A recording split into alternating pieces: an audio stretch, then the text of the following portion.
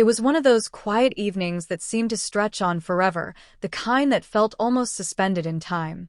The soft, gentle hum of the evening breeze played through the half-open window, and the dim light of dusk filtered through the curtains. Dinner had just ended, and the three of us, my brother Tyler, our mom, and I, were gathered around the table, finishing up the last bits of our meal. The conversation was light, filled with easy laughter and the familiar rhythm of family life. Mom had made her signature lasagna that night, and though I didn't have much of an appetite, I forced myself to take a second helping. It was her favorite dish to make when she wanted to bring us all together, and even if I wasn't hungry, I didn't want to disappoint her. Tyler, who was always the first to finish his food, had already pushed his plate aside, his eyes glued to his phone. He was scrolling through something, probably a meme or a video, completely absorbed in his little digital world. Mom, however, was different. She always had a way of staying present with us, even after a long day at work. But as the evening wore on, I could see the exhaustion settling in on her face. It wasn't just physical fatigue, it was the kind of tiredness that comes with balancing 1,000 things at once. A full-time job, taking care of the house, making sure we were both okay. She was the rock of our little family, but even rocks needed rest. With a soft sigh, Mom excused herself from the table. "I think I'm going to call it a night," she said, pushing her chair back and standing. "You two don't stay up too late." "Don't worry, Mom, we won't," Tyler called after her, though his attention never left his phone. I was about to reply, but Mom was already heading down the hallway toward her bedroom. As soon as she was out of earshot, Tyler gave a dramatic groan. "I can't believe how early she goes to sleep," he muttered, rolling his eyes as he tapped away at his phone. I smirked. "You're not exactly a night owl either, you know?" He glanced up at me with a knowing grin. "Yeah, but I'm not the one who falls asleep on the couch during a movie either." I laughed, but the conversation slowly tapered off as we both went our separate ways. Tyler retreated to his room, his door closing with a soft thud, while I lingered for a moment in the living room, staring out the window at the darkness settling over our neighborhood. It had been a quiet, uneventful day, nothing extraordinary, but still, there was a sense of peace that I didn't want to let go of. But just as I thought the evening would drag on in its usual rhythm, something unexpected happened. I heard a soft creak coming from the hallway, followed by the sound of footsteps approaching. I turned just in time to see Tyler standing in the doorway, his usual mischievous grin spreading across his face. "Come here," he said, his voice barely above a whisper, as if he didn't want to wake Mom, even though she was already deep in sleep by now. "Why?" "What's going on?" I asked, feeling a mix of curiosity and wariness.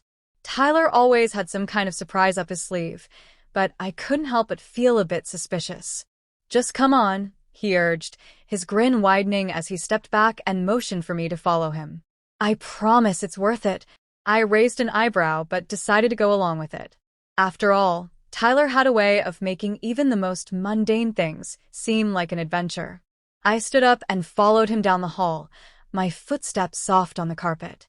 We reached the stairs that led up to the attic, a place I hadn't been in ages. The attic had always felt like a forgotten part of the house, full of dusty boxes and old furniture that no one ever used anymore. Tyler paused at the base of the staircase and glanced at me.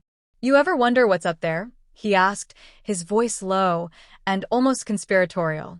I laughed, though there was a small knot of uncertainty in my stomach. "We're not really supposed to go up there, are we?" He shrugged, unbothered by the rule. "Mom never really goes up there anyway. Besides, it's just us tonight." I hesitated for a moment, then nodded. There was something about the way he was acting so strangely excited that I couldn't resist. We climbed the stairs slowly, the wooden steps creaking under our weight. The attic was dimly lit by a single, flickering light bulb hanging from the ceiling, and the air was thick with the smell of dust and old books. It felt like a different world, a place frozen in time. Tyler led me to the far corner of the room, where a large cardboard box sat, unopened and dusty. There was something odd about the box. It seemed out of place among the other random bits and pieces of forgotten memories cluttering the attic. "What's in here?" I asked, more out of curiosity than anything else. Tyler grinned even wider. You'll see. He crouched down and pulled the box toward us, lifting the lid with a soft rustling sound. Inside was a mix of old photos, clothing that looked like it had been from the 90s, and a small, silver jewelry box that sparkled faintly in the dim light. But what caught my attention first was a framed photograph sitting on top, slightly bent at the corners. It was a picture of the three of us, Tyler, Mom, and me, taken on a family vacation to the beach when we were younger. I could barely recognize myself in the photo, but the image of Mom holding both of us in her arms, all of us laughing and happy, brought an overwhelming wave of nostalgia. I picked it up carefully, brushing off the dust. Where did you find this? Tyler smiled softly, looking at the picture as well. Found it when I was cleaning out the basement last week. It's been sitting in a box for years, but I thought you'd like it. I could feel the warmth of emotion rising in my chest. There was something about this simple gesture, the idea that Tyler had taken the time to go through old memories just to share them with me, that made me realize how much I'd taken for granted. It wasn't just about the picture. It was about the connection we shared, the way we both missed those simpler days. But there was more. Tyler reached into the box again and pulled out the jewelry box, his fingers carefully undoing the clasp. Inside, nestled in a bed of soft velvet, was a delicate silver bracelet. It was beautiful, thin, with tiny charms hanging from it, each one representing something important in our family's life. One charm looked like the house we grew up in, another a tiny airplane symbolizing our trips together, and yet another, a heart, simple and elegant, that seemed to capture the essence of what this bracelet meant. I was speechless. I reached out to touch it, feeling the cool metal against my skin. Tyler, it's beautiful. But why? Why are you giving this to me? Tyler looked at me, his expression unusually serious. It's from both of us. From Mom, too. I found this when I was going through her things. She had it tucked away in her drawer. I know she'd want you to have it. I swallowed hard, suddenly feeling a lump in my throat. Thank you, I whispered, feeling the weight of the gesture settle on my chest. I didn't know what to say. It was one of those moments when words felt insufficient.